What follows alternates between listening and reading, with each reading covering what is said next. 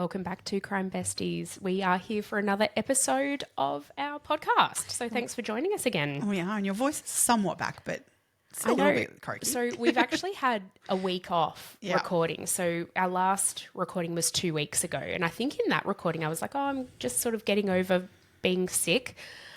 Turns out I'm still coughing and still a bit congested, but I don't think I sound quite as sexy as I did last time. Unfortunately, not quite as sexy. Yeah. But I mean, it's okay. So again, apologies if coughing and all that sort of happens in the background. I'll do my best to get through. But yeah, anyway, how have you been? Yeah, good. Got school gone back this week. Crazy, which is. I mean, I've loved these school holidays. We've had a great time, but I'm ready for routine. So I'm the same. So I was saying to one of my colleagues at work, I'm like, I'm really ready to get back into routine, but my God, it's a rude shock because everything goes back in this school week. Well, yeah. So you're back at school, you're making lunchboxes every day, all the sporting activities are back, everything. It's just like you go from nothing literally to everything in the space of a day. Yeah, well, I went back 2 days before the kids kind of thing to work as well. So I feel like I've well leaned into these holidays, I felt, and I was not prepared. Okay. I literally last night was like, I finished doing dinner, we'd all done all those sorts of things, and I'm like, I am sitting on the couch. Yes. And I sat down and went, oh my God, I could literally fall asleep because I've done 3 days of work in a row already. What is this? What? I was like exhausted, but my kids after their first day back, they were pretty done too. Yeah, so my kids were absolutely tanked last night. Yeah, I mean, it's a good thing, I think, let's get them back into their routines and stuff.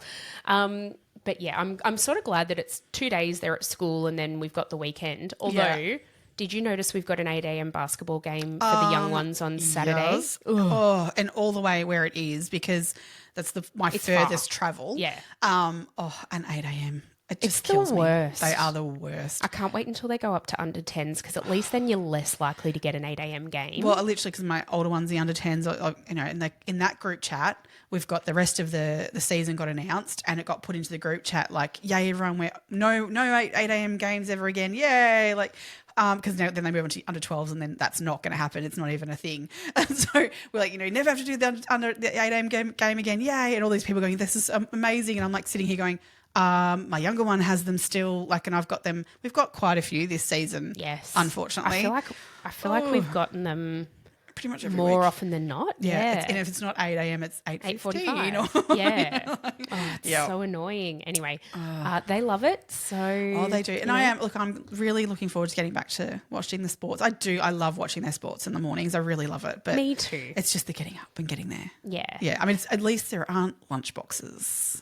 Yes, that's true. On Saturdays, on the weekends. Yeah, that's true. Is there anything worse than doing lunchboxes? Well, see, I feel like I've got one kid who I love making a lunchbox for because he loves food. Anything, and he also food, and he always comes up with like these creative ideas. Yes, one of our friends actually sent me a TikTok the other day of these lunchbox ideas, and one of the things that she sent was a rice paper roll, and Oliver loves a rice paper roll. Love a rice paper roll. But it had chicken Caesar salad in it. Oh, yum. So it had croutons, roast chicken, the lettuce, parmesan, Caesar salad dressing, and you wrap that all up. Yeah. And Oliver's like, oh, Mum, you have to make them for me. I'm like, actually, easy. over this, I watched a video of like a woman where she made a Caesar salad, but then she like cut it all up like really, really small and made it into a wrap.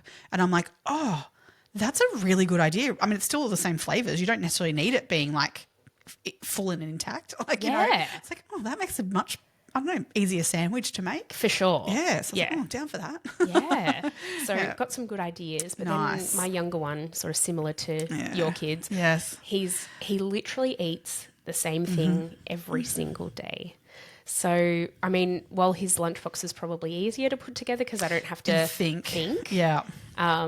It's boring. It is, and it's that. But the issue with the strict lunchbox is with someone who's more flexible. It's like, oh, I'm out of this. Oh well, I'll put this in instead. But with them, it's you have to have the things on hand. I've otherwise, just realised I missed the first day of doing them because I didn't have to do them yesterday. Was I haven't put the yogurts and Yakults and stuff in. Okay, and so they'll be mad with me. Yeah.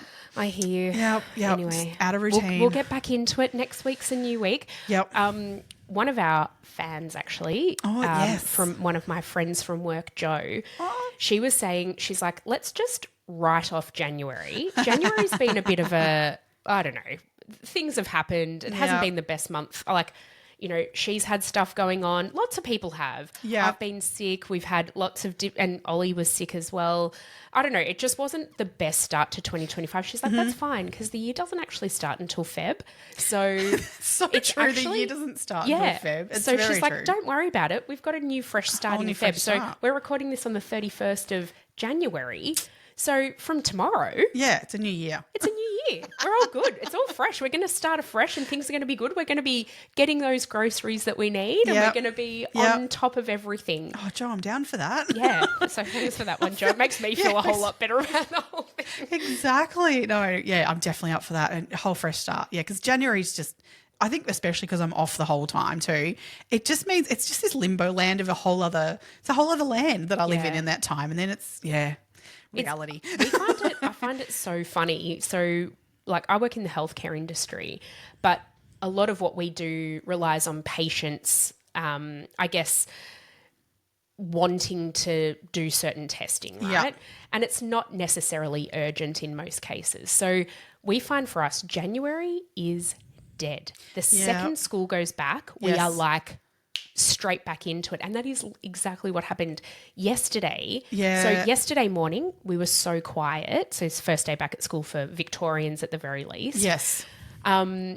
Yesterday morning, we were really quiet. Then after everyone's done the drop off and getting back home, we were so busy. The phones just went nuts with people following things up and, you know, all that sort of stuff. It's like, reality starts kicking in and it's like you move into that next realm of the year is here. Yeah, because I find even though I work through the school holidays, I still find I put everything off because the kids are around and it's just harder to do things when they're there. And I'm like, no, once they go back to school, then I'll do this or whatever. Like that was like even just researching for this, I found like, you know, when we're in routine and you'd think then when I'm working and I've got the kids doing all their stuff, you'd think you've got less time to do stuff.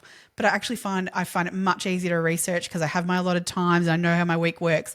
Whereas when it was free for all and the kids are around more, I found it really hard to find time to research where it should have been like, oh, I've got all the time in the world to research. Like should be doing this easy. Yeah. But no, I'm looking forward to next week's research because I feel like it'll just happen far more I hope easily. so. Stay tuned to the end of the episode. We'll let you know what we're researching, but my goodness, it's going to be a big one. Oh, yes, that's true. Yep. Yeah. Oh, my gosh. But, yeah, we're ready. We're raring to go. Ready for Feb. Yeah. Yeah. The official start of the year. All right. So today we are talking about Maria Theresa James. So this is a really famous case in Victoria especially. Yeah. Maria lived in Thornbury. So that was back in the day, that was a really sort of working class suburb. And I mean, today it's certainly not like that at all. It's a very sort of hip and up and coming type of suburb. Lots of like very trendy people. Very trendy place. Living in and around Thornbury. Maria owned a bookshop at 736 High Street in Thornbury. Mm-hmm. And, well, not only did she work there, she actually lived out the back of the secondhand bookshop that she owned. So, she lived quite a you know, an eclectic life. Like I can't imagine, you know, back in the day, I know like our local milk bar owner, they lived at the milk bar. Like it was just quite common to have these kinds of businesses where people... I think, and closer into the city even more so, like around the like Thornbury area, it was, you know, you either, you know, live above the shop that you run or, you know, at the back kind of thing. Yeah. So, yeah, I mean, these days they probably have gutted those and turned them into bigger houses or bigger shops. But, you know, back then it was, you know, you did all in one. Yeah. So, yeah. I mean, almost like working from home. Oh, suck. But, no, very convenient because, I mean, I guess you could sit out the back and, you know, in her own house and have her doing her washing and have a cup of tea or whatever. And then if she heard the bell ring of the front door with the bookshop, I'm on work time now and I pop out the front. So, yeah, worked for her very well, I think. Yeah. So Maria was a single mum by this stage and she had 2 sons. So we're going to talk about this. We were discussing this morning and timeline for this case is really complex because as the timeline progresses, we then in the future find out things that happened. And so we're going to do our very best to kind of explain things in blocks, I guess is the best way to do it. So Maria James was found dead on Tuesday the 17th of June in 1980 in her bedroom by her ex-husband, John James. Yeah. The way this all came about is such a fascinating story. And I think we probably also need to just really quickly pop in that this was actually our favourite detective, Ron Iddle's first ever homicide case. I think he was like 25 years old or something. Such a young buck. So young. So many photos and video clips and stuff of like, and I keep trying to spot him, but you can't because it's like you're used to seeing him as who he is now. And I'm like, oh gosh, they're trying to find the young Ron Iddles in there. Like, yeah, and they're all wearing their like almost bell-bottom sort of suits or like and their brown mustaches. Yes, it's all very very cute. Yeah. So this was actually Ron, as a homicide detective, solved 99% of the cases that he worked on. He had a total of 320 homicide cases and solved 99% of them. That is unheard of in terms of a track record. Yeah. But to this day, the first case, this Maria James case that he worked on, has not been solved. And I know you watch interviews with Ron. We've seen Ron talk about this case live. It's always something he gets asked about because it is an anomaly in his career. Yeah. But he also says that when you hear him interviewed about this case, he often talks about the fact that he was learning. He didn't know. No. And there were so many errors and mistakes that happened, and we will absolutely get into all of that as we go through. Yeah. But you know, he said he learnt so much from doing this and as well. He made changes, I think, as he progressed through his career, obviously, of like realising, you know, after the fact of like, yeah, that was wrong of us to have done that, you know, back in that case. So I think he brought so much to the team in that sense that, you know, being the young one on the group, that he brought through some real change along the way to make sure these cases were getting solved. Yeah. But I mean, I think it was lack of knowledge in general policing. It wasn't anyone's direct fault. I think they thought they were doing the right thing. Absolutely. It wasn't someone, you know, we'll get into the fact that there might have been other things at play. Yeah. But yeah, in general sense, the police officers were doing what was normal procedure of the era. Yes. But yeah, then obviously they've learnt from those things and have changed them up as they've gone along. Yeah, absolutely. Mm-hmm. So on the morning of the 17th, actually we probably should start the day before. Yeah. Or should we? I don't know. I actually don't know where to start. Let's start on the morning of. Yeah. On the morning of Tuesday, the 17th of June in 1980, Maria takes so she's got two sons named Adam and Mark. Mm-hmm. Adam is 11 years of age and he has a disability. He has cerebral palsy and Tourette syndrome. Yep. And Mark is aged 13, so Adam's older brother, and they go to different schools. So Adam goes to a special development school and Mark goes to the local Catholic. I think he was in grade 6 at the time. Yeah, he was. It could have been year 7 because he was like 13, wasn't he? Yeah, I feel like he might have been older. Maybe. Yeah. Anyway, he went to the local Catholic school. Yeah. And so on this particular morning, Maria's made them scrambled eggs, which apparently during the winter was their absolute favourite go-to everyday scrambled eggs on toast for brekkie. Totally get that. Get that. Love it. And Mark goes off to school on his own. He walks off and goes on his merry way, and Maria takes Adam to the bus stop where his special development school will pick up all the kids, you know, on their way and take them off to the Should school. we note in terms of Adam, like I think people could very wrongly assume that Adam's disabilities meant that he was intellectually affected, and he wasn't. He's quite an intelligent, man now, boy at the time even. He can be hard to understand because with the various disabilities he's impacted with. But in terms of his intelligence, he was able to articulate himself very well. Oh, absolutely, yeah. And he's got his own thoughts, feelings, opinions, and that he can express. Absolutely, and, definitely. So I think, and he's got a lot of very valid things to say, which again we will get to that. But I guess that's in a the good era point. too, it could be very easily dismissed that with things like cerebral palsy and Tourette's that he could be just not have a lot to say, or or contribute, that what he has to contribute might not be right Yes. or valid potentially. Yeah. That definitely will come into this. Yeah. Absolutely. On the way home from dropping Adam at his bus stop, Maria stops to buy a cake from a cake shop and heads back home. So, as we were saying, she had a business in the front of her house. Apparently, there was something like 22,000 books or something in that place. And have you seen photos of what it looks like inside the bookshop? It was packed, chockers, floor to ceiling. There was not even the windows at the front, just with books all in the stacked on the front with books. There was she bought many. and sold books, secondhand bookshop. But amazing, incredible, And you think some of those books could have been there for ever and never been touched or seen by anyone, because imagine trying to shuffle through them all and find. I'm sure she had a system. She must have. She must have, because I think she was a very intelligent woman.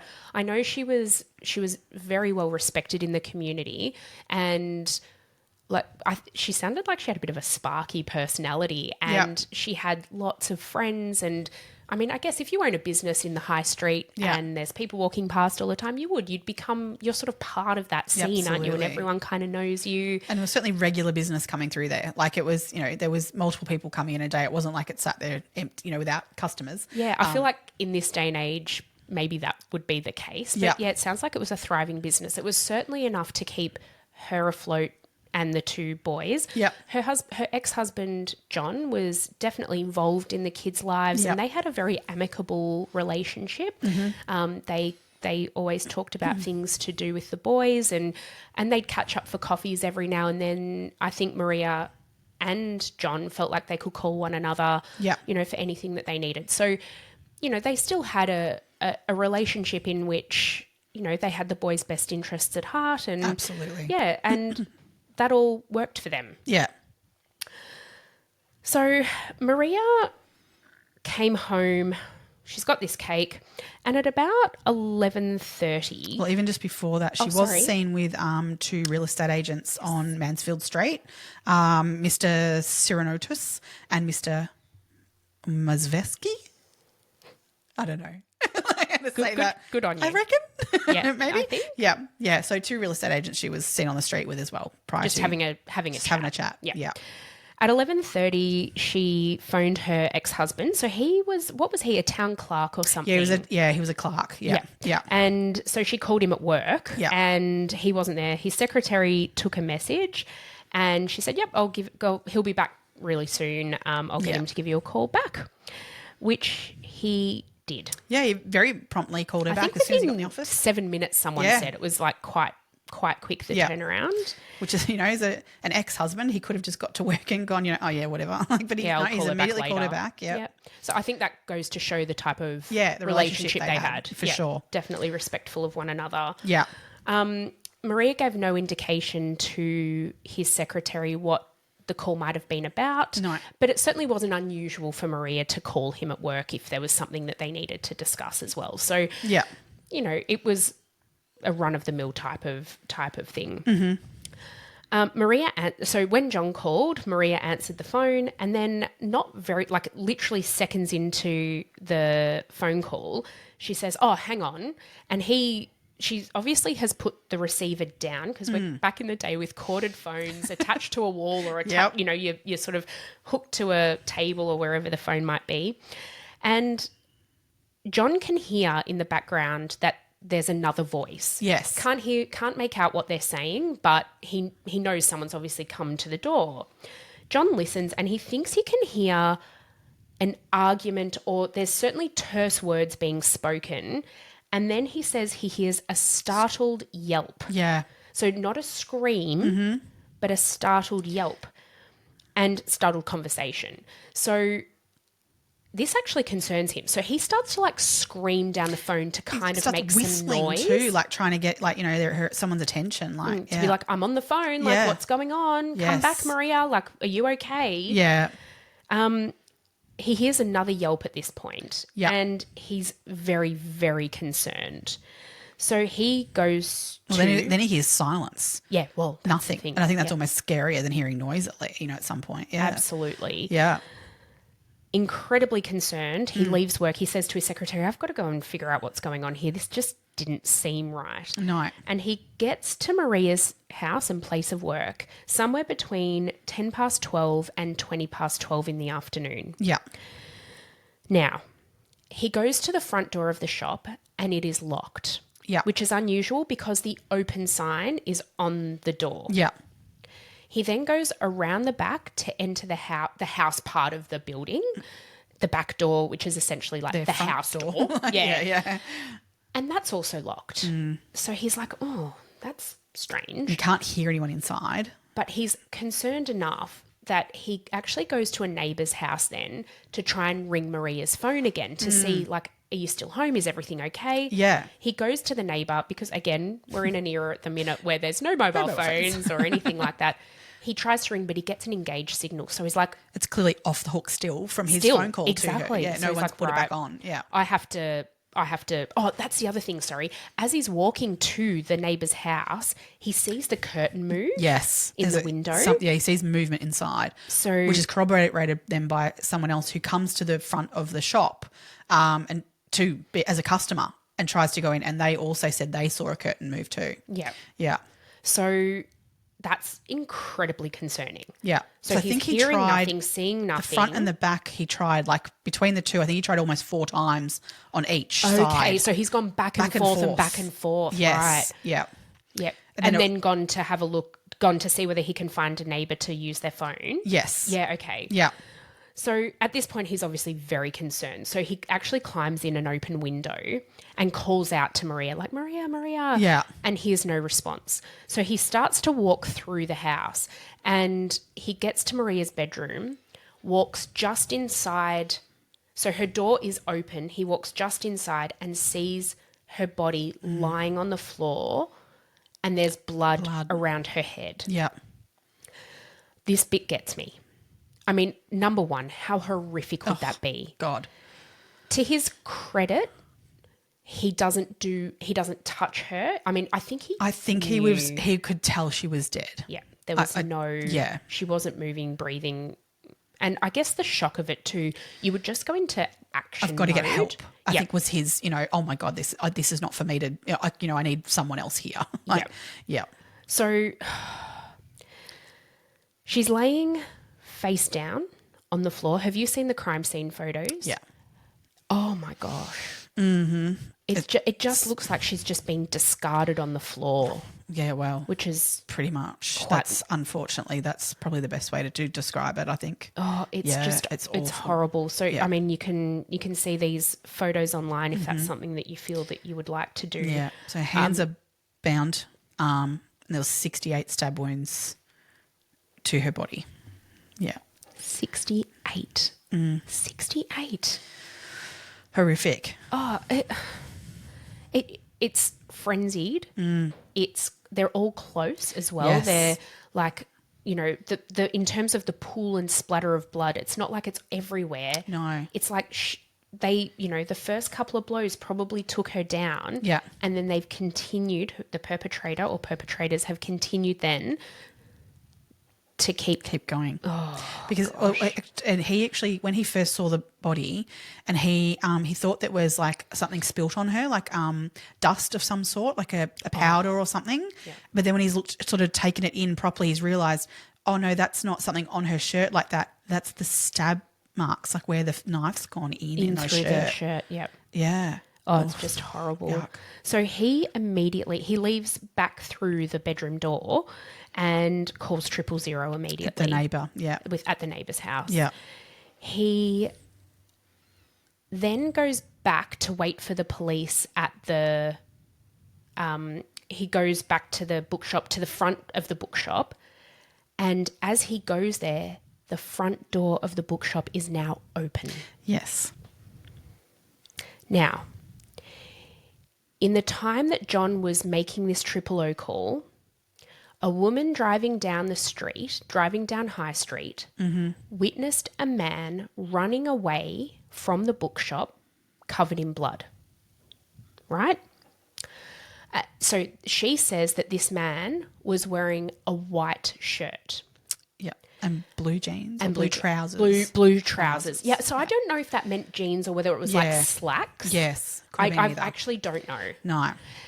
Another witness saw a black figure, a man, a short, stocky man, wearing all black clothes, a black shirt and black pants, standing in the doorway of the bookshop again around this time. Yeah. Because other people were coming to the front and buzzing the shop. Wanting to get in and trying to get into the have bookshop. A look at the books. Yeah. Yeah. So the police arrive and, I mean, as John comes back after making his triple O call, there is actually a patron, somebody inside the bookshop looking at books, around, not knowing anything had happened. No, yes. As well. So much has happened in this fairly short amount of time. We're looking at the triple O call came through at 12:32. Yep. So if we're saying John has arrived between 12:10 and 12:20 and gone back and forth 4 times around trying to get in, has eventually got in, called from the neighbour's place, all these sorts of things. It's a fairly short timeline of things going on. Yeah, and then in the time frame of going to the next door neighbour to call triple O at 12:32 and then coming back to the house and there's some customer just in the front and obviously has gained access through the front door of it being unlocked. Yep. So what the police actually think happened was when John entered the bedroom and found Maria's body there, that the killer was actually hiding behind the door. Which doesn't just freak you out? out? Oh, my God. You couldn't sleep. No. I mean, you couldn't sleep anyway after what he'd witnessed. But to know that you could have been another victim of whoever this was. Or you could have seen who it was. Imagine. Yeah, to me it's more of the fact of he could have been killed too. This person would have, God. I agree. I think he probably would have been. Yeah. Which I think he's so lucky he didn't just knock the door and realise there was someone there, or if he just stepped in a bit further and in panic had I don't know, stumbled towards the door and realised there's someone behind there. I feel like I would have done that. I feel like if I saw, I don't know. I mean, you never know what you're going to do in a situation like that. But I thought it showed great restraint on his part to leave it, preserve the scene. Yeah. And that wasn't a thing back then in a lot of ways. But he says that he says that he did it because he just wanted the police to see exactly what he saw. Yeah. Yeah. I mean, I guess part of his brain too would be I didn't do this. You don't want to be, sure. He, I guess, is part of it too. Yeah. That he doesn't want to be pulled into this of you've done this to her. Yeah. But if he'd gone in and say knelt down to her or something, this killer could have come from behind him and he could have been the next victim. Oh my God. So easily. Oh, it's just crazy. Yeah. Yeah. Crazy. There's another witness that sees a man who's around 5'8", late 30s, early 40s, chubby with hairy arms, running away in a direction away from the bookstore. Yep, towards Hutton Street. Yeah, at around this time. Yep. So apparently this man was balding. The worker was a railway signal man, and his statement remained the same. He made multiple statements over many, many years and he never changed what he said. Yep. So, that's another thing just to keep in mind. On that Hutton Street, another witness was driving along and saw a man run across the road in front of the car because her husband was driving and she was in the passenger seat. She saw him run across the road and she saw a figure very similar build to the other descriptions, covered in blood. Yeah. Yeah, she said she was the one who said his sleeves were rolled up and his arms were covered in blood. Yeah. Yes. Yeah. Ugh. So at this stage, it's time to pick the kids up from school. Yeah. So Mark was collected from school by their local priest, Father Bongiorno, who took him home. The police were there. Media was everywhere. His dad was still there being interviewed by the police because, I guess the first thing the police had to do was rule out John as a suspect. Yeah, because, I think he's the ex-husband. Yeah. He's found the body. That's, quite suspect, I suppose, potentially. Yeah. But they were able to easily corroborate his story. From the secretaries passing on the phone call, the fact that the phone was still off the hook from that call. There was so many things. The neighbour who said, he came to try and ring Maria and then make the 000 call. Like the neighbour was quite invested in what was going on. So his story was completely corroborated by everyone that could corroborate it. That was there. So he was actually ruled out pretty early on. Yeah. What the police did next is something that Ron now says, I don't know why we did this, and I didn't realise at the time, given it was his first homicide case. He's like, I didn't realise that this was not something that we shouldn't have been doing. But the shop was set up as like the local command centre under which the police were, conducting their operations. I mean, and I get it. It makes sense to, for people to come and like their eyewitness accounts, they knew where to come and give that statement, that they could gather all that information. The police actually put a handwritten note on the front door. Like it looks like they've just cut a bit of cardboard out of something. Yeah. Like maybe like an old cereal box. That's literally what it looks like. Out of the kitchen. And just written police operations and stuck it to the door of the bookshop. Yeah. And then they literally conducted these, interviews with eyewitnesses and things in the kitchen of the home. People would walk past the bedroom, which, yes, obviously at that point the body had been removed and things, and the furniture had been sort of moved and taken away for, preserving those things. But there was still the large blood, like, because Ron was saying they weren't cleaners back in those days, because that's something we could do another episode on. But yeah, the cleaners didn't come in those times, so there was just still the blood-stained carpet all in the room. So people would come into the house and pass that and sit in the kitchen and have these interviews. But then they would, hey, would you like a cup of tea while you're doing this? And use all the crockery and things, and crockery and cutlery. They'd make a sandwich and they'd use the fridge and put their stuff in for the day while they were there. And so everything was being touched and handled, and we had more people in the room and in the house. I think it's worth noting that when the police arrived, on the kitchen table there were 2 coffee cups, and the cake was there, hadn't been touched. So that's, in and of itself, that's interesting. But then however many hundreds of people have potentially then gone through and used these cups and used the cutlery and used all of that stuff. Ron was saying they were working 12 to 14-hour days, 7 days a week for 3 months out of that site. Yeah. So that you can just imagine how many people were coming and going and how much contamination of the crime scene there was. He did say that the cups that were used, they were tested for fingerprints. Yeah. Nothing that was found on them, though. But they were at least tested for that prior to maybe being put back into the rotation. Yeah. But so they were at least prior to that, but not ideal at all. I mean, we know that now. Yes. But, Mark recalls meeting Ron for the first time at his house that afternoon, and recalls Ron's empathetic nature. And so, I mean, Ron just seems like, such a salt of the earth type of a guy. As a 25-year-old young, inexperienced detective, he still had that as his core, personality, I guess. And that made a massive impact on Mark at a time where, I guess, for a young boy to experience such tragedy in his life, to have somebody, a young cop who's sort of taken you under their wing, I can see how Mark would have derived comfort from that. Oh, totally. To know that someone's, this is awful, this awful thing's happened, but there's someone who is, approachable, but you feel like is going to get the job done that needs to get done, like, because you want to know who did this to your mum. Yeah. Like, oh my goodness, absolutely. Yeah.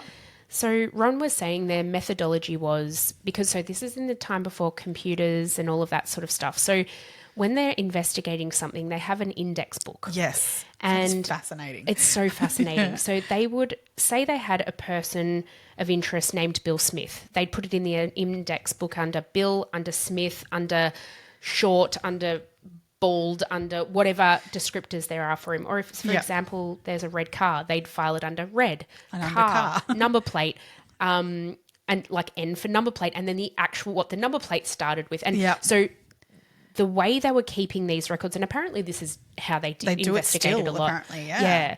I think now obviously it's all digitized, but it's the same principle. They file everything in multiple ways so that you can't miss it if you're looking for a car. Someone else has mentioned a car. Oh, Yeah. hang on a minute. Well, someone else saw a red car, but this is a blue car. It's not the same car, but amazing how they do all that. And with it being handwritten at that point in time, it would have been very time consuming. Apparently that was one person's job, was literally, once all the statements were taken, was to go through their statement and do all that filing and indexing of information. And that was a full-time job. It would be. Yeah. It absolutely would be. Because they were getting many, many, many statements. People were coming through with lots of information. And look, some of it's relevant, but you've got to pick through this whole lot of stuff that's not relevant too. Yeah. So, I mean, and people are trying to be helpful, but obviously not all of the information is helpful. You've got to decide then what's worth investigating further and what's not. But as the bystander, you don't know whether your information is helpful, and you should always assume it could be, and give the information and leave it to the experts to decide whether or not it is, because you never know. That little snippet that you thought was absolutely irrelevant could be the key to figuring all this out. Yeah. Absolutely. Yeah. Yeah. So this was such a frenzied attack. The police were like, well, it's personal. Yeah. Something personal has happened here. Maria didn't have any defense wounds. She was attacked from behind. So what the police think happened was that whoever she was sitting down and having this coffee with, and whoever she'd bought this cake for to share morning tea, which we'll get to in a second, she's run away from them and tried to go and lock herself in her bedroom. Because that was one room that had a lock on it. It was the only room in the house that had a lockable door. Mm-hmm. She hasn't quite been able to get there without them also being able to get in. And they've stabbed her from behind. Yeah. So they think the fatal stab wound was actually inflicted quite early on in this frenzied attack. Yeah. But they have continued to stab her, as you said, 68 times. And we also know that the weapon that was used was actually a knife from her kitchen. So like Ron Iddles has said that, there was a strong belief that the person didn't arrive there with intention to kill, that this person arrived at this house or bookshop, whichever, without that intent, and has used a weapon that was on hand for them. So, that's good to note. She also suffered a significant blunt force trauma to the head. So whether that sort of knocked her out and then they were able to stab her, which caused her death, that's sort of not really, that timeline's not really known. And their hands being bound too from the autopsy report could be, it was noted that happened quite possibly after death. Yeah, I've got that noted as well. Yeah. What would be the motivation behind tying her hands after she died? They believe to stabilise the body to move it. Okay, and then that was interrupted by John. So there's a lot of in the coroner's report, and that's I think after the fact from what Ron has sort of brought to it as well, a lot of talk about this being sort of a bit ritualistic style killing, and so there is belief that the hands being bound was part of that whole ritualistic aspect of it. Okay, being done after the fact, because there was the way that it was the way the bruising was and things like that from the tying up. It was clearly done after the fact. It didn't show, it wasn't something that was done prior. So they believe that's part of the ritualistic process, but it also could help with stabilising a body that was going to be moved. Oh, wow. Oh, poor Maria. Oh, just awful. Nah. Should we get into suspects now, do you reckon? Let's do that. Let's jump down to that. Okay. Suspect number one, the real estate agent she was seen talking to that morning. Yes. Maria had actually had an affair with this real estate agent. Unbeknownst to her, I should say. Well, unbeknownst to her, he was married. Yeah. She didn't know that. She didn't know that. She thought she was genuinely dating a person that was on the market. Yes. And she broke it off with him when she found out he was married. Yes. And so, again, the police put that the motive then would be that she broke up with him and it's a bit of a blow to the ego. Yeah. And, that could that be a motive and could he have done it? Yeah. He was alibied 100%. Like there was no shadow of a doubt. He was actually doing an open house showing and multiple people saw him over that whole time period. Yeah. So he was pretty very early on able to be ruled out for that reason, that he wasn't in the vicinity at all. Yeah. The man with the briefcase. Yep. So Mario Falcucci was his name. Yep. He wanted to sell Maria these comic books that he had. So he lived around the corner from the bookshop, is that right? And he wanted to sell her these comic books that were quite sexually graphic in nature. And well, for that time, I'm guessing too. Like, yeah, she freaked out at them and said, no, thank you. She was a devout Catholic as well. So maybe seeing it through that lens potentially. No. She was like, oh, no, I'm actually not going to sell those. Although she did sell pornography. Oh, did she? Yep, I didn't read that. Yes, she had pornographic magazines that she did sell. They were found hidden under a counter. So she obviously had a clientele who she would sell these for. But this guy seemed a bit weird. Yes. And maybe she just didn't want to engage in business with him. And he got quite angry, apparently, when he couldn't sell them to her. Yeah. So there was, he was an interesting bloke. But I think the biggest thing with him, because this guy was Ron's front runner. Yep. So the biggest thing with him was when they went to his house to have a look for, any evidence there, they did stumble across a receipt for a dry cleaners, which he had gone the following day to Maria's death to have a pair of pants cleaned. And there was a note on the receipt that they cleaned a stain that that resembled blood, which, I mean... Also, the other interesting thing is Yes. it's not only like there was a dry cleaner on High Street. He drove 20 minutes. 20 kilometres. Oh, 20 kilometres. Yeah, 20 kilometres away to the dry cleaners to have that stain removed. I mean, that looks sus as hell. So that's why he became Ron's front runner. Yeah. The other thing they found when they searched his house was twine that matched the twine that was that bound Maria's arm. Yeah, out in the backyard. Yes, out in his backyard. It was very, very distinctly like the twine that was used. Yeah. So there was a number of things that have really sort of added up for him. Yeah. Yeah. Yep. Just absolutely crazy. Yeah, there was the note said query blood stain on top of trouser. Yeah. from the dry cleaner. Yes, that's right. The next one on the list would probably be the Telstra guy. Telecom worker. The telecom worker. Back in the day, it wasn't Telstra, it was Telecom. Oh, yes. I remember those days. Oh, same. I still remember the logo. Yes, same.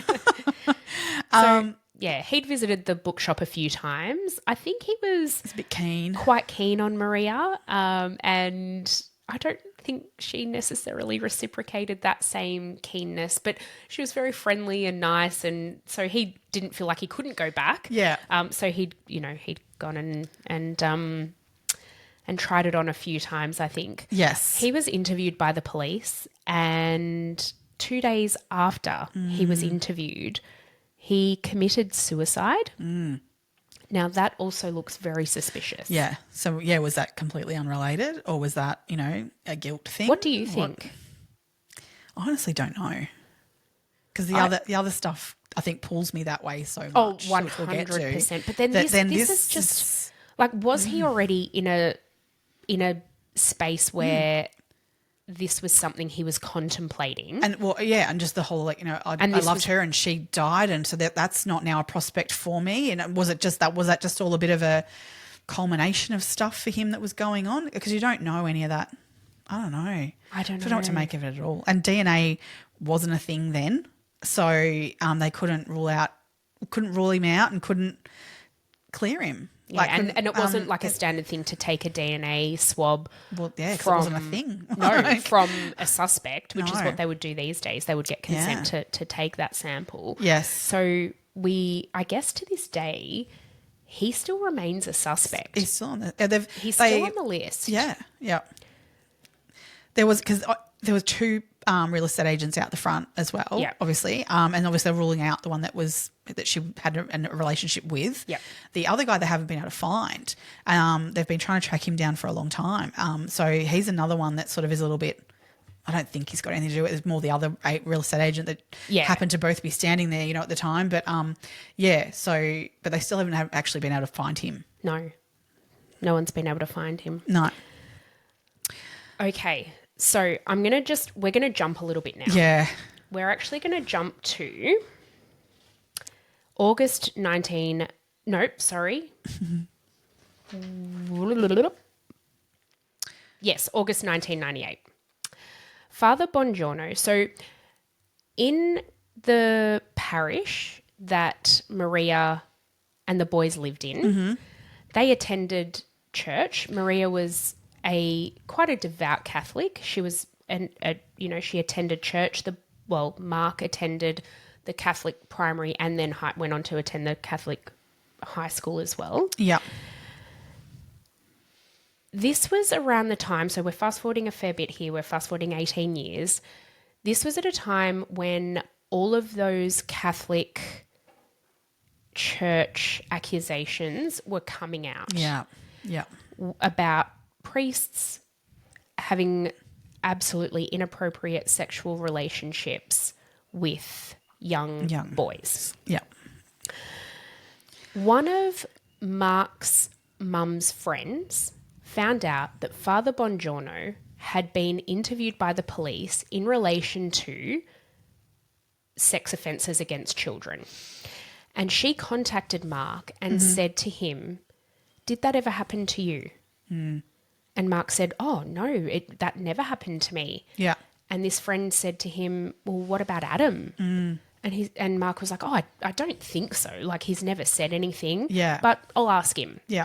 So a few days later, Mark was driving Adam somewhere. They were in the car, and Mark asks Adam the question and fully expects him to just say, No, I don't know what you mean. I don't know what you're talking about. That never happened to me. But, he says yes. And he tells the story about how Father Bongiorno, how he molested him. Yeah. And how frequently it happened. And look, if you want to hear details about all that, you can. It's outlaid in the Trace podcast, which is absolutely where you should go if you want to listen to anything or want to know anything more about this case. Yep. Rachael Brown did the most amazing job. She is incredible. Yeah. She's an incredible investigative journalist. So good. Well, it makes me so emotional thinking about this, because this poor boy who had disabilities, who felt like he couldn't say no, was subject. What gets me with it is these priests, well, Bongiorno literally said to him, that if you tell someone, then you're not special anymore and God won't protect you. But this is happening because you're special. But if you tell someone, then you're not special and God won't protect you. He's hiding such a manipulation of someone's beliefs and faith that, I just find it revolting. It is revolting. He also told, Father Bongiorno was found much later on to have perpetrated these just the most horrific acts upon many, many young boys. Mm-hmm. And he told a lot of them that he had very powerful friends. And they would God. Yeah. And they would inflict harm upon their families if they told anyone. So in light of this, Adam then tells Mark that the day that Father Bongiorno molested him, he told his mum. So at this point in time, at that very moment in time, the only two people that Adam ever disclosed this information to was his mum on the 16th of June in 1980. The day before she was found dead. And to Mark in 1998. So in light of this, Mark sort of goes into action mode. I mean, hearing him discuss this on the Trace podcast, he's a 53-year-old man, or 50, he's in his 50s anyway. Now. He's in tears discussing this, as you would be. It's hearing so that about raw. You, that your brother's experienced that, and I can't even imagine. And Mark is Adam's protector. Yeah. Well, we should say that. when Maria, the day of before she took the kids to school that day, and the weekend prior, she had said to Mark, if anything was to ever happen to me, look after your brother Adam, which he said that's not something that was prior to that ever discussed. Oddly enough, that morning she said that to him, which I think as a mum, deep down, I think what she was saying to him was, we need to keep a closer eye on him with these things that are going on. I don't think she was predicting her own death necessarily, but she was like, hey, we need to both be more aware of, people around Adam, and be on Mark top says of this. that as a 13-year-old, he was like, yeah, whatever. Whatever, Mum. Yeah, get me my scrambled eggs. Yeah. It just But breaks like in my hindsight, heart. he now looks back at that and he's like, oh, she knew something. Knew this was that stuff was going on. I mean, I think to Mark, that was confirmation for him that Adam had disclosed to her the day before. And that she was going to do something about it. Like this wasn't something she was just letting go. So she told Adam that morning. So Mark had gone off to school. She told Adam that morning that she was going to call Father O'Keefe, who was Father Bongiorno's boss at the local parish, and report what had happened. And she actually said to Adam, I will sort this out. So Adam's gone off to school thinking nothing else of that, right? Yeah. He's come home from school and his mum is dead, has been murdered.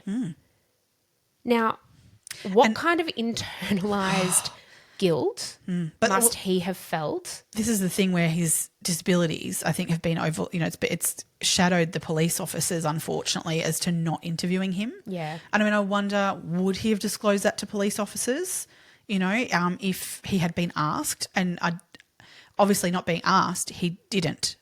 But if he had been directly asked, is there something that that could link this up? They never interviewed Him. Adam. They never interviewed him because interviewed they Mark. assumed he wouldn't have anything to add. And actually, he may actually hold the key to it all. Yeah. And Ron says that he cannot believe they did that didn't do that. He said it's another one of those things as well as, setting up shop. Setting up the police operations in the shop and in the house being wrong. This is the other big flag of his that he sees, that you can't dismiss someone as not having something relevant to add, as close to the victim as a son, especially whether they have any disability or anything going on like that. They should be asked questions and given opportunity to give their story. Absolutely. So we're fast forwarding now. I think I said 2018 before. It was actually 2013 that this all came about. Yeah. Mark called Ron right away. Yeah. And Ron took a statement from Adam immediately. And what they discovered through that process of taking the statement was that Adam had actually been not only assaulted by Father Bongiorno, he'd also been assaulted by Father O'Keefe. And they think it happened 3 times in the preceding weeks to Maria's death. Yeah. Adam's account, which, he absolutely remembers it. Of course he does. This was such a traumatic and of course he remembers it all. He was actually able to give a really detailed account of what happened, when it happened and how it happened, because each time, unfortunately, the events were escalating. What they were perpetrating on him was escalating, and so he was able to give very detailed accounts of that. It's awful. I can't even handle it. I just can't even believe it. No. The fact that Father Bongiorno was then the priest who was sent to the school to pick up Mark on the day his mum died. Blah, blah, blah. All right. So now we've got, in everyone's mind now, we're further down the path, but we've now got 2 more suspects to add to the list. So we've got Father Bongiorno and Father O'Keefe. On the day of the murder, an electrician by the name of Alan Herco was working on an electrical box at the presbytery. Yeah. He saw a man he didn't, it's not like he worked for the church or anything like that. He was just an electrician who needed to come and fix something. On that day, he saw a man come into the presbytery. He was about 8 meters away from him, so not far. There was blood on the side of his face and there was blood on his arms. Yeah, all up his hands. And on his hands. And he was wearing a black shirt and black slacks. Oh, did he have his robes on? Him... No, I don't... Oh, no. I've written down that he was wearing a black shirt and black slacks with his sleeves rolled up. Yeah, right. He described him as a short, stocky man. And he said to him, "Oh, what have you done to yourself?" And he said, "I cut my face on the roses near the wire fence." With that, this man, this priest, goes into the presbytery house, and there's yelling in Italian. And the electrician's like, "I know what Italian sounds like. It wasn't Greek, it was Italian, 100%. What is, I guess, inferred by that is that Father Bongiorno's gone in with blood all over him, and the housekeeper who worked at the house, who is now thought to be living back in Italy, interestingly enough, was yelling at him, and I'm guessing going, what have you done? What's happening? Blah, blah, blah, blah. They've never been able to interview her or find her. Yeah. I think they know she's in Italy, though, but they haven't been able to specifically locate her. Yeah. And whether she's even still alive. Well, I was going to say, actually quite possibly know. now she could be dead. Yeah, I actually don't know. Yeah.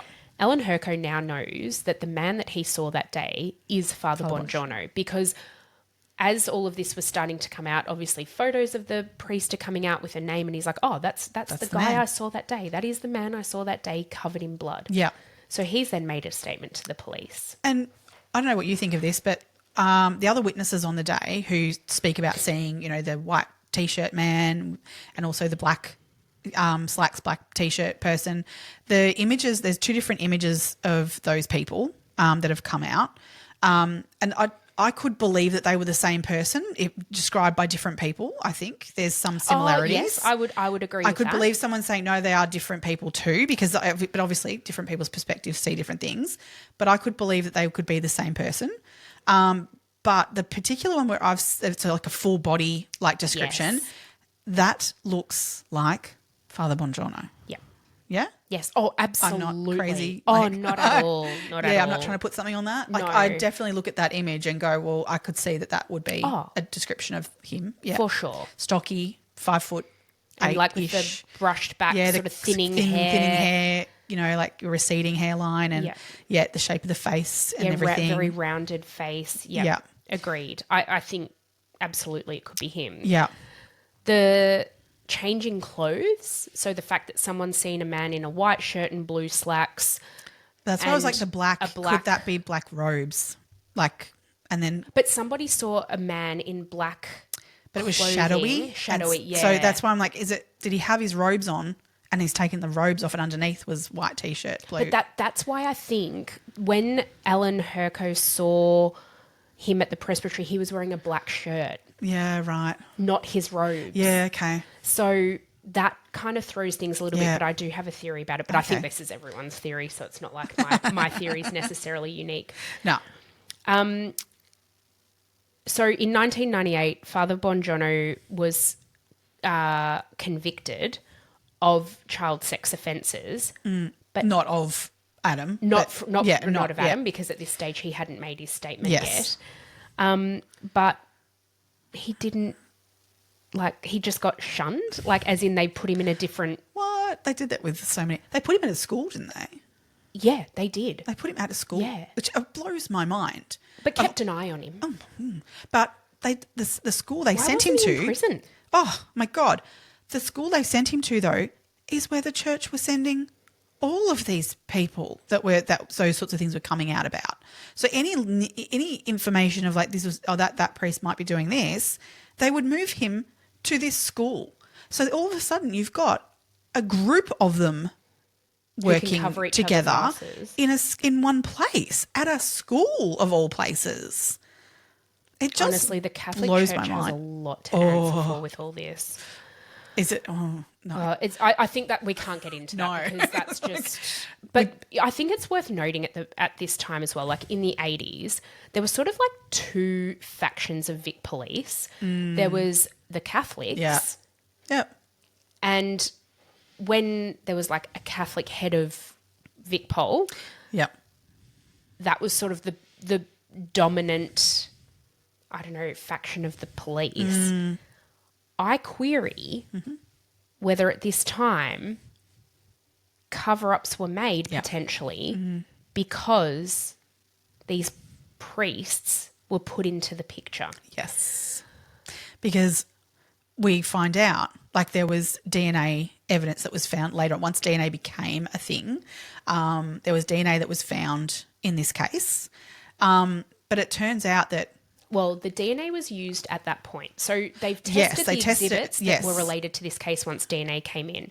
And they eliminated all of the suspects on the list except for the telecom worker because they didn't have his DNA. Yes. Yeah. They or ruled the out... other second real estate agent they can't find. Yes, But, sorry. yep, there was Yes, you're certain ones absolutely right. Yep. They ruled everyone else out based on this DNA. Bongiorno. They ruled out Bongiorno, O'Keefe, everyone. Yeah. But it turned out that DNA profile came from an item that wasn't from the crime scene. It had been mixed in, and the pieces from the crime scene from Maria James's crime scene had actually gone missing. Gone missing? Gone missing? Seriously? And apparently this was not the only case that's happened with. So Ron Iddle says the Victoria Police don't have a great track record in evidence keeping prior to a certain year. And this is absolutely the case here. So what actually happened was there was a pillowcase from a case that happened, I think, days after Maria's. Yeah. So it was the next exhibit. Say it was exhibit 275 and Maria's was 274. Convenient. Yeah.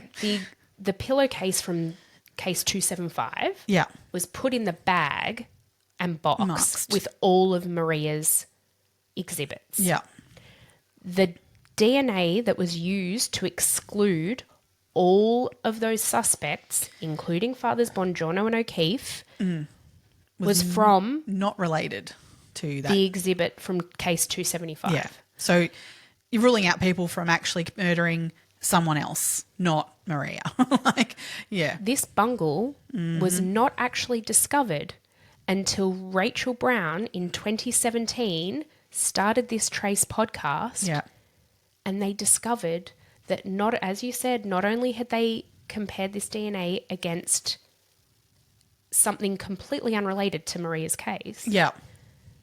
They had also lost or misplaced the bedspread that was covered in blood. Yeah. And the pillow, The actual not pillow. the pillowcase. No, it was the pillow. An actual pillow that was also saturated in blood.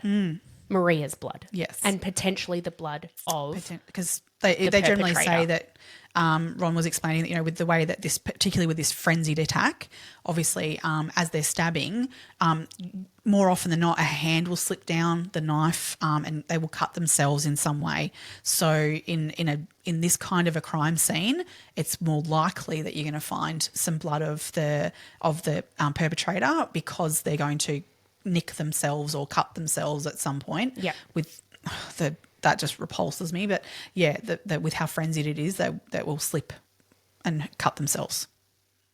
So they've ruled out all these people that shouldn't have been ruled out based on DNA. Yeah, so you basically sort of take it back to square one because they did rule out like Mario, who, Ron, as I say, Ron's front runner was ruled out only due to DNA in the end.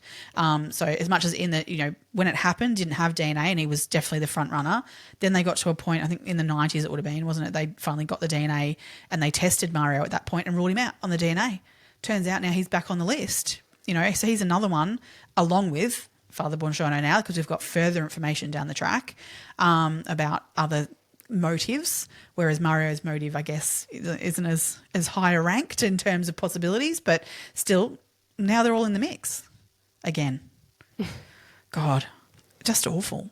It's horrible. For Mark and Adam, awful. Just the roller coaster of this whole thing. Yeah. These two men, yeah, Mark and Adam, they are dogged and unrelenting in trying to find out what happened for their mum, their mum, and to get some justice for her because that's all they've got. It's such a horrific thing for them. Well, I mean, we can probably go down the track now of like what then Rachael also discovered in her investigations, which really bring, I think, Bongiorno and O'Keefe to the real forefront of this being quite possibly what went on somehow. is that she discovered all these other victims of both those priests who have come forward and have told their stories, and they are horrific stories to the point where, you know, obviously they don't have physical evidence of these events taking place. It is memories of what happened. And so her original reading of one of these victims particularly, she really had to go into it thinking, is this even true? Like, surely that can't be true, you know. But getting into it more and more and listening to psychologists who have sat down with these people. Ron himself has interviewed this victim who believes every word he says. They believe that there is absolute fact here that there was a real pedophile ring, that a cult of sorts he said that he was basically being brought into as a victim being sexually assaulted by these priests and brought into this cult where he witnessed 4 people being murdered. It just blows my mind. And when I'm listening to Rachael and Trace, which I highly recommend anyone listen to that and have her tell this story more clearly and more thoroughly than we are going to go into it. But hearing like how he witnessed these things and that there were actual news articles written about these things, but it was just enough covered. Like, you know what I mean? It wasn't like it was a big story and people were like, well, who is this and who did this? They were very people demanding justice. Yeah. Like, which, I mean, in this day and age. Surely. But it was just reported on enough. Like, it really was odd. Agreed. That there was evidence that, these events occurred. They marry up with this, what he's saying. Yeah. But not depth of it of like, you know, we need to stop this and get this, you know, find out what's going on These here. people need to be in prison. Yeah. Or at least sent to trial. Yeah. Like, oh, my God. And the way he described times where how people were bound, like which connected to Maria, and these ritualistic style killings that were happening with this cult situation. And this Peter O'Keefe, the priest who was the head of the church, he was forefront in all of that. And sounded like quite an evil piece of shit. Oh, my God. Oh. As with Bongiorno. Oh, totally. But, like, if you wanted to rank him, like, he was like sort of one of the leaders of this, and Bongiorno was definitely on for the ride, which just, it's repulsive. Absolutely repulsive. And how dare they hide behind being men of faith? Oh. The last of, like, I just don't understand. I don't understand it. I really can't grapple any of it. Like, I just don't. No. Well, no, it is unfathomable. It's you can't, of course, you can't. You can't make sense of it because it doesn't make sense. No. Like, you can't even imagine. No.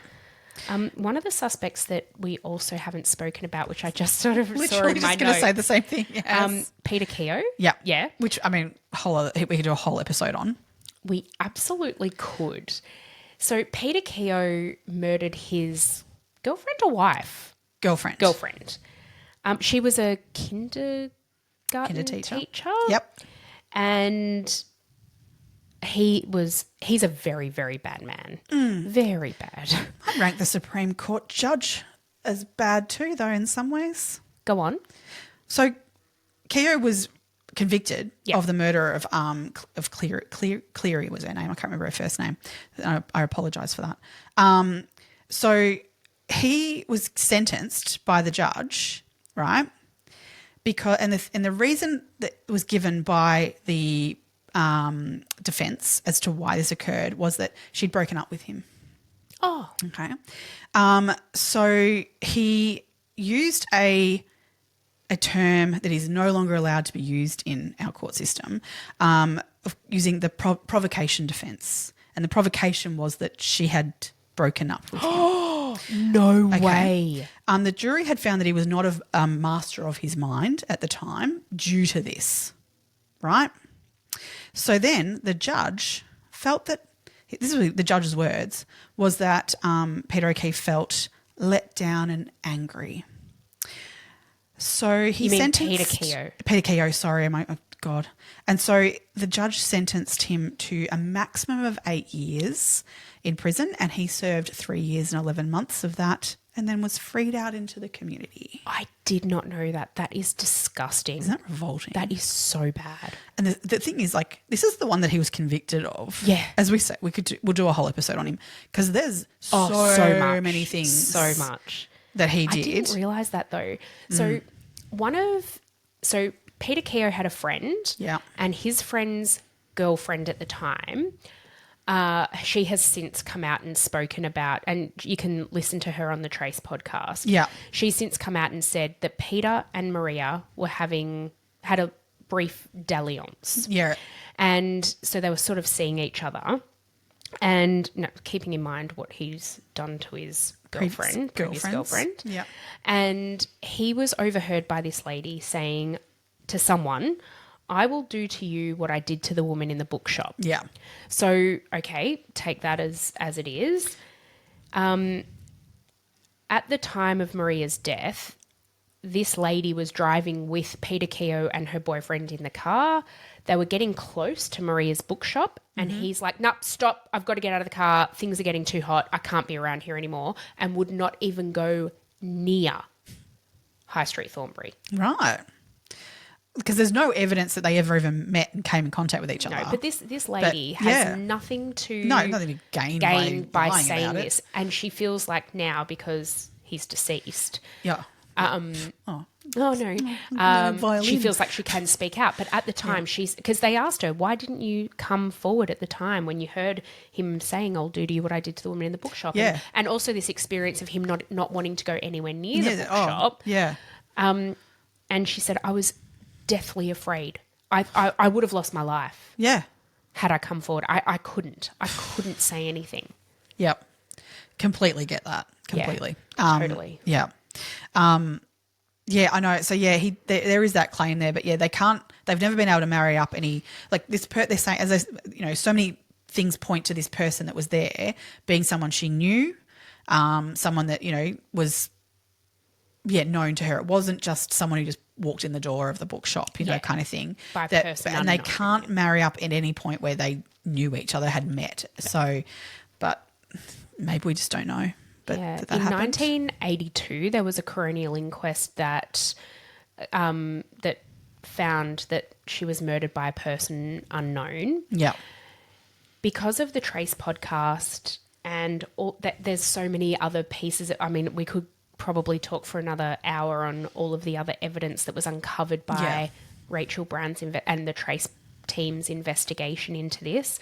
There's that they found hair fibers, they found a book with blood on it, they found lots and lots of different items, which were then, along with Adam's statement, were taken to the coroner, and a coronial inquest was granted for them, and the finding was handed down in 2024. Yeah, so it took them a long time to come to a conclusion. To come together. Yeah. I think they announced the coronial inquest, was it in 2020? And then the finding was...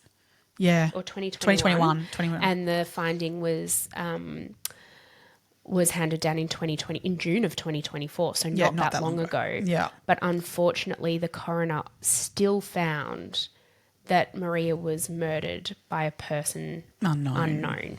So that doesn't mean unknown to her. No. It just means unknown to the community. A lot of other times they'll come down with it. From their perspective, they believe the balance it's this of probability, person. because that's the thing with a coronial inquest. They don't have to prove it beyond a reasonable doubt.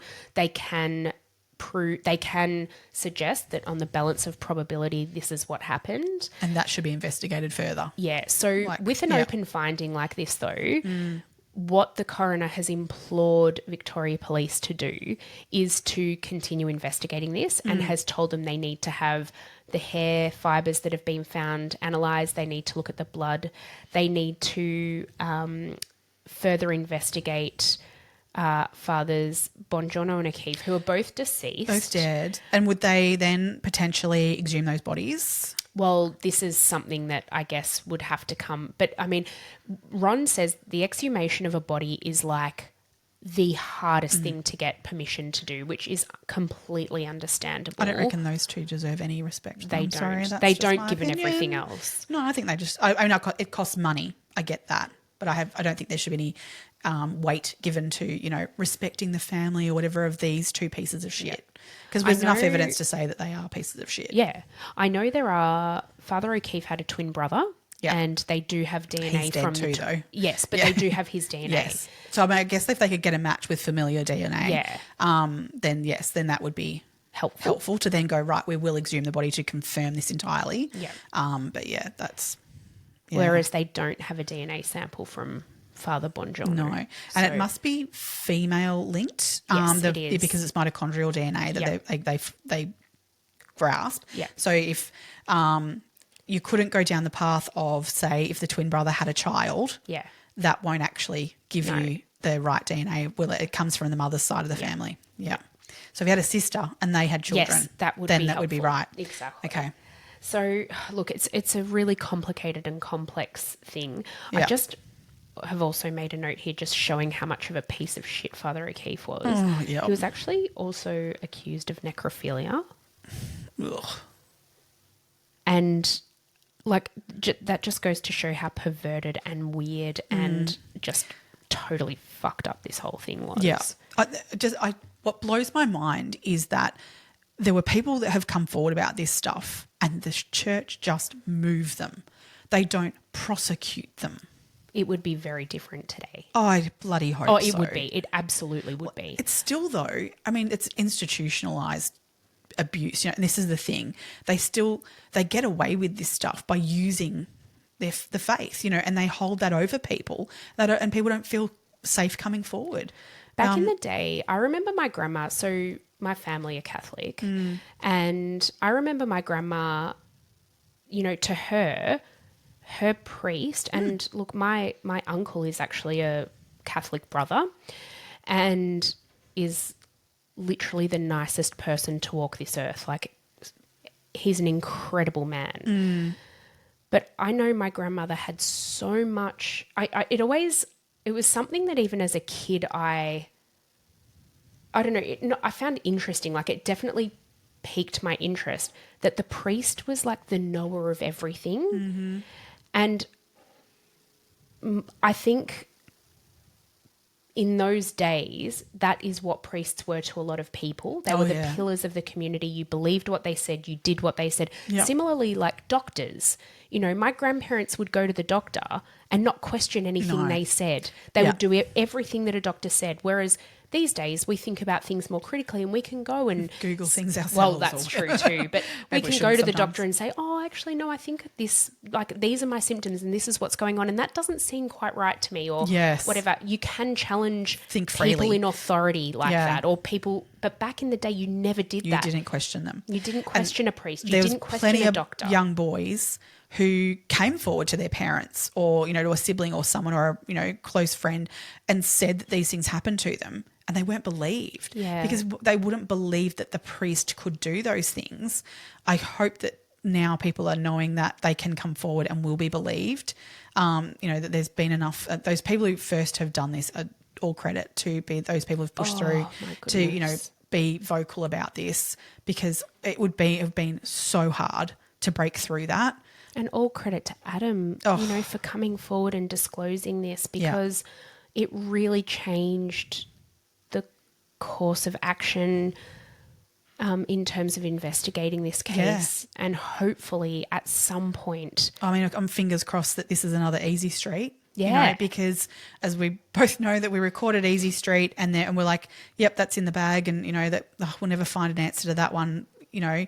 And then I think we recorded that, and then about 3 weeks later there was the massive breakthrough. Look, in this I feel like there's a lot of potential because as DNA techniques get more and more sensitive, I think the profiles that they've been able to obtain from certain things will be able to get more specific and find more matches that will then link the people who are actually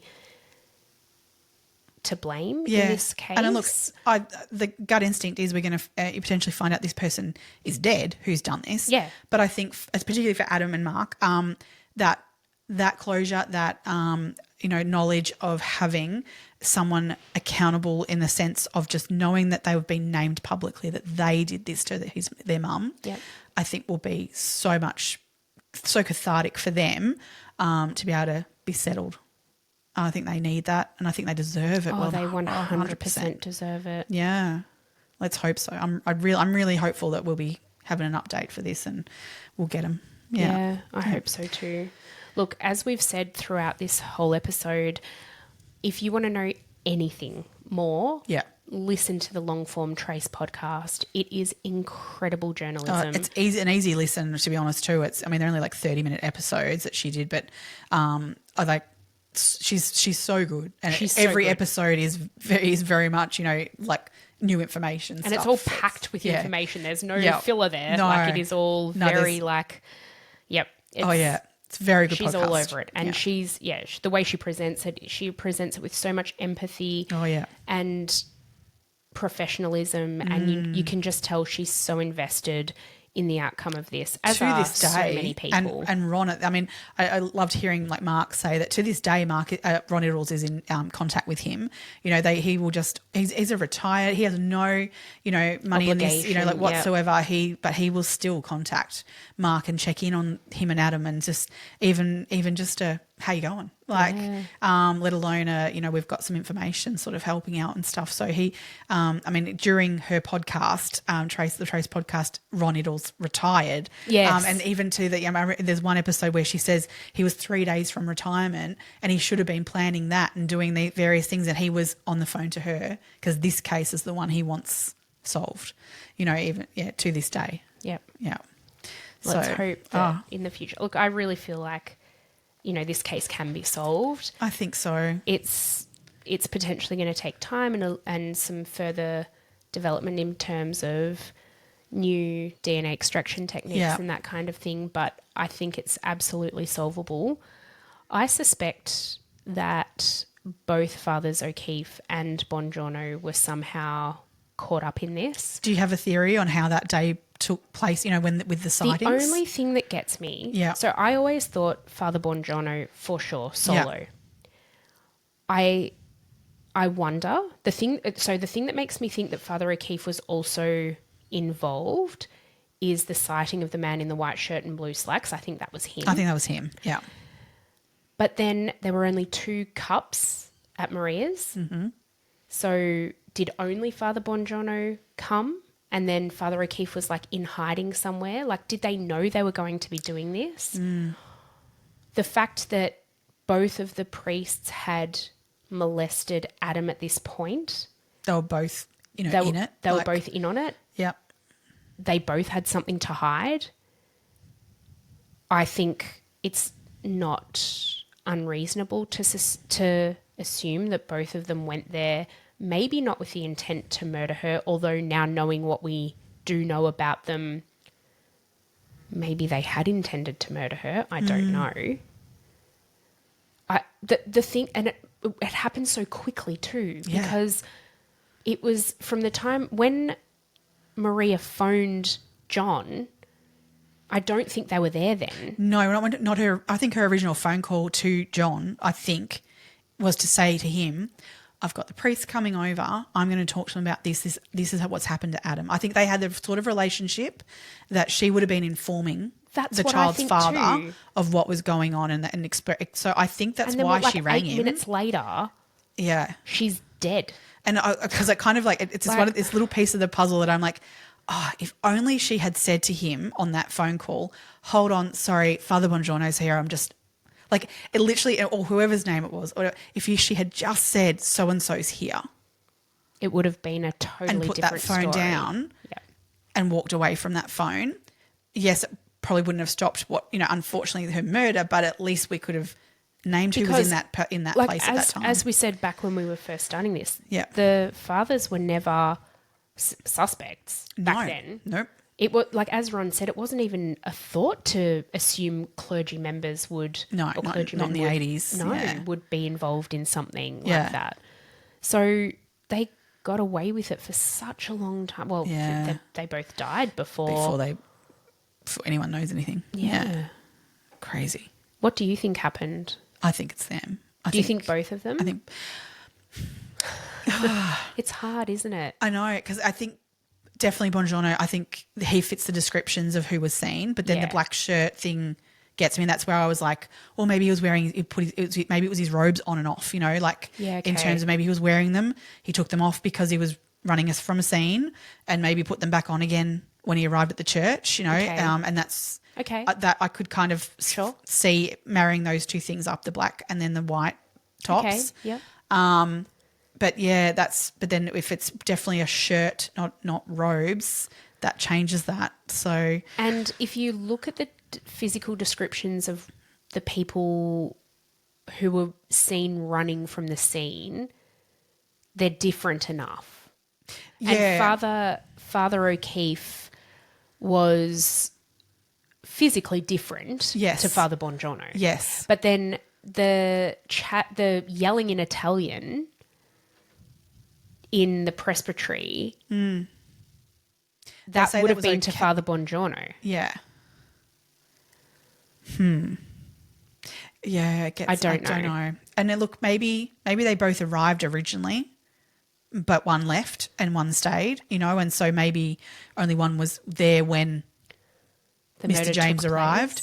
Maybe the other one had already left, and that's why there's sightings of different people in a short period of time. Yep. Because I mean, the timeline, you know, people, you know, you can say I was driving down such and such street. Oh, it must have been, you know, 12:30. It could have been 12:15, or it could have been 12:35. Like 5 minutes would make a difference. It would make a difference in terms of that, but it might mean that, you know, say O'Keefe has left first, and he's seen running away from the scene because he knows, you know, a stab has already taken place, kind of thing, and he's like, I'm out of here, but thank goodness I'll leave you to take care of that, will I? Or maybe he went to go and do something in terms of moving the body or something. Exactly, as well. get something to move the body. Yeah, I don't know. And who knows? Then, in between of that, that's when John James has rocked up at the door. Yeah. And so then there's only one person left in, and that person's also then seen exiting the scene. Yeah. You know, I think there's definitely room for movement in both being there. Yeah, I agree. But whether or not, I mean, because I always thought, you know, in my mind originally when I was thinking, yes, the priests are involved, I thought they'd get someone else entirely to actually do the murder. But it turns out that no, when you hear then the evidence of the James was his name, was one of the victims, that his story of being, you know, involved in this cult situation and these ritualistic killings, nope, they're capable of doing it. Yeah. So, yeah. And that's been so clearly being able to be linked up that was O'Keefe involved in those situations, that I think that we cannot rule out that was very much a possibility. Yeah, look, I mean, this is our opinion and our speculation, and we don't know. No. But look, I think that's my front runner. Yeah. Yeah.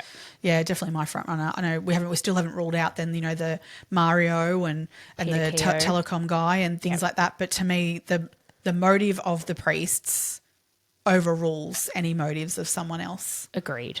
Yeah. Yeah. They had a lot to hide. Yeah. A lot to hide. Yeah. They deserve to rot in hell. They sure as shit do. I really hope that they're enjoying living down there. Yeah.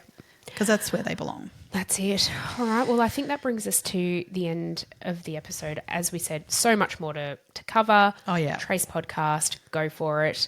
There's not a lot else out there otherwise. You can read the coronial report, which is... That's a read. It's a read. It's like 85 or 88 pages, something like that. Yeah. It's there's a lot of detail in that as well. Yeah. And it shows where it's very, very clear what the coroner wants Victoria Police to investigate. So let's hope that's what's going on. Going to happen, hopefully or in the that's background. what's happening right now. And and I know resourcing is difficult. The cold case squad, you know, that all of our resources are limited, but at some point this will come back around, and hopefully as technology progresses, we'll get some answers for Maria's family and for Maria. That's it. She deserves that. And her boys deserve that. Absolutely.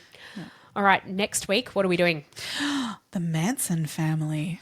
I just don't even know where we're gonna how we're gonna do this one. This will be I think I have to get my head in it and same. work it out from there. Yeah, I feel like this is one where we could bring some different stuff. Agreed. Of us. Yeah, So we'll see where we come to. Yeah, we've mentioned the Manson family in one of our previous podcasts. What was it? Anne Hamilton Burke. That's right. The family. The family. Yes. Yeah. Yes. Oh, this will be MK Ultra. That's it. Yeah. All right, this will be an interesting one. A nice week of research for us ahead. Yes. Oh, Excellent. so much. Thank you so much for joining us again, and we look forward to seeing you or having you all join us next week. Don't forget you can buy us a coffee at buymeacoffee.com/2 crime besties, and please follow us on our socials. We've had so many people join us on Instagram. Please keep that coming. Yeah, and all TikTok. of the comments, TikTok. Did we do our shout out? We did. Did we? Oh, I don't think we did. We had a shout out today. I feel like we talked about it so much before the show that I'm like, was that then or was that when we were recording? I feel like we didn't do our shout out. Oh so God, we have had that. the most glorious comment from a listener. Her name is Sarah Cole. Thank you so much, Sarah. You made our day the other day when your message came through. Meg and I were both at work, and Meg sent me a message saying, check out this Instagram message that we just received. It gave us the biggest boost, and we really appreciate it when people contact us. So please keep it coming.